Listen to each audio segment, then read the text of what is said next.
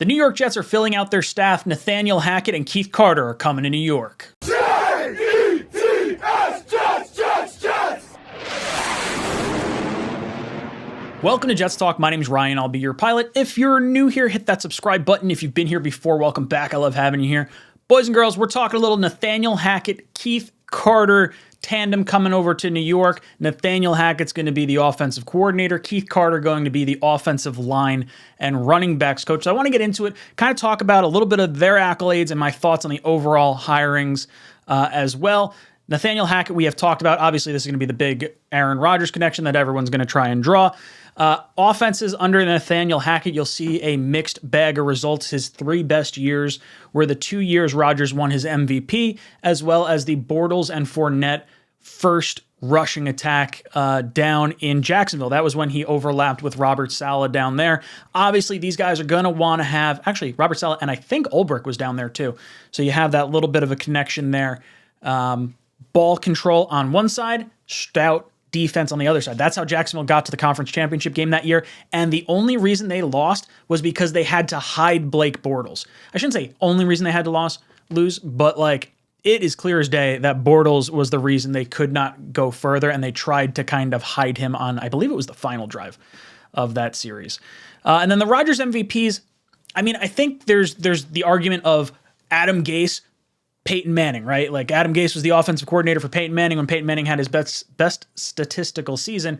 Now you got Nathaniel Hackett coming in, has Aaron Rodgers win 2 MVPs. Are we getting the same kind of deal? Are we getting Adam Gase 2.0? I think that's where a lot of concern is for Jet fans, as well as the last name of Hackett. Paul Hackett, Nathaniel's father, was our offensive coordinator in the early 2000s, and a lot of Jet fans don't have super positive thoughts about that either. So maybe there's a little PTSD stemming from that. Now, people are going to point to Russell Wilson last year and say, oh man, look what he did in Seattle. Then look what he did when he went to Denver under Nathaniel Hackett. Nathaniel Hackett is a terrible offensive coordinator. He couldn't even win with a really good quarterback in Russell Wilson. To that argument, I will say, let me know how Seattle did after they traded Russell Wilson.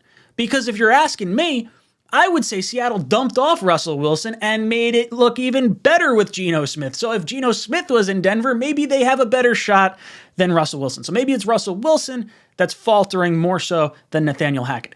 Also keep in mind, I don't believe that head coach and offensive coordinator have to be the same thing or have to have the same level of success. There's plenty of guys that have been phenomenal coordinators that just do not work out as head coaches. Hackett may be one of those guys. He just may be better suited to one side of the ball as opposed to overseeing the entire team. I mean, we made that argument with Rex Ryan for the longest time. He ignored the offensive side of the ball. He was a great defensive coordinator, but a lot of us wanted to have, I mean, how many conversations do we have with fans that were like, oh, can we bring back Rex as defensive coordinator and hire a new head coach? No, that's not how that's going to happen. But some guys are just better as a coordinator than they are as head coach. And that's what we're going to hope with Hackett. And honestly, with Hackett, given the emphasis on some of the run game, I think he provides probably the best combination of hope that Aaron Rodgers comes. But if he doesn't, he provides a stability both from a veteran presence and also from the way he builds his offense that I think can utilize the talent on this team as it currently stands. Breece Hall is going to be the focal point of this offense. The offensive line is going to be the focal point of this offense. And I think having Hackett here can get you to that point.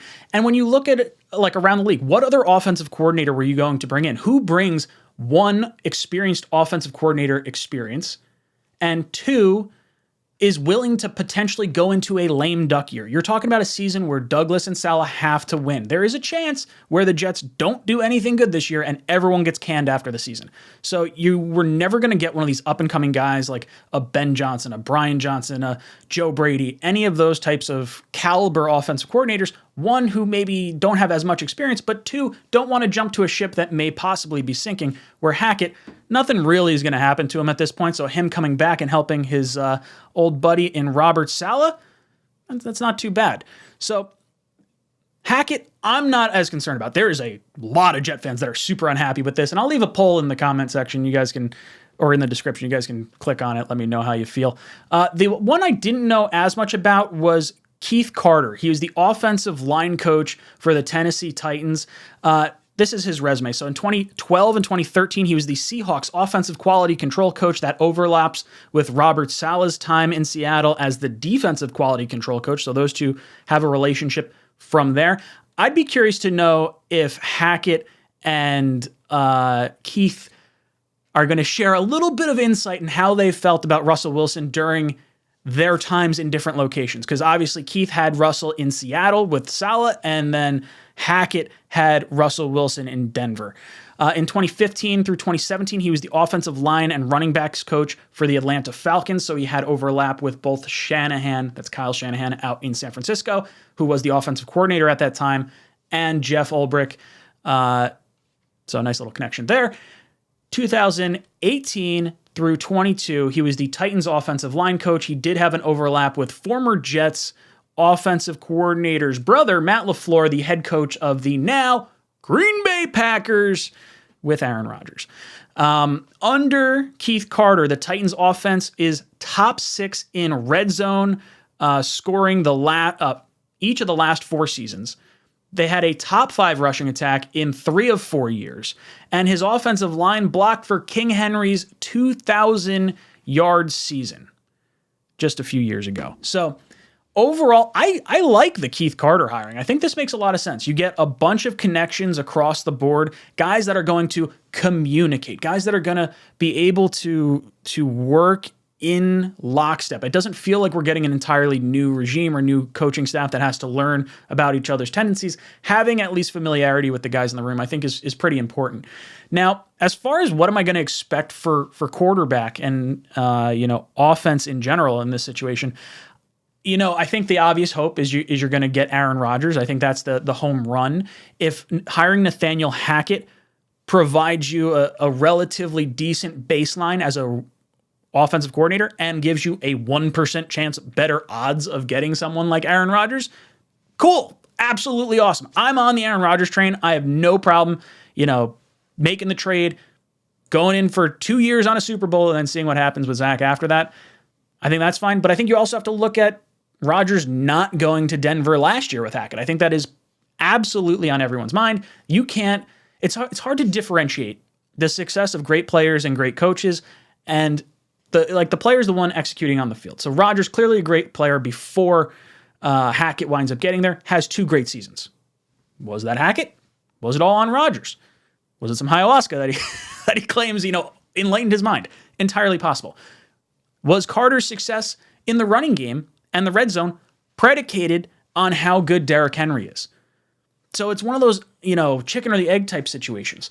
I like the experience and the success that these guys have had. For me, I'm looking at it as more of a check mark, like, okay, I can at least see that there has been success. I understand the Denver concern, given Hackett was fired partway through the year this year.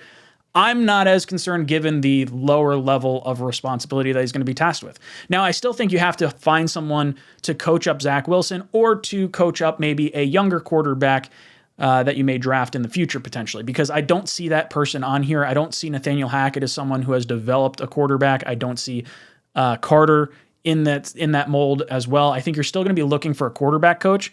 So I'm curious to see who that ends up being, because that to me will have more of a long-term success potential than maybe I shouldn't say either of these two guys, but maybe more so than Hackett, because you're hoping that the Jets are going to be bringing in a veteran presence. Even if it's not Aaron Rodgers, I can almost guarantee the Jets are going to go after Derek Carr or Jimmy Garoppolo, or now probably, Ryan Tannehill may enter the mix as well, having the connection with Tennessee. I really like Vrabel's coaching staff down in Tennessee. I think he's a really smart coach. I think he put together a really good staff. So plucking people from that type of staff, I think is a really good thing to do. I'm fine with this hire. I don't think it's anything crazy. I'm not going to write home about it. I think it's kind of where the Jets had to go based on the position we sort of put ourselves in. Guys, let me know your thoughts on this hiring or on these 2 hirings down below in the comments section. Do you like it? Do you hate it? Air it all out down there. And as always, go Jets.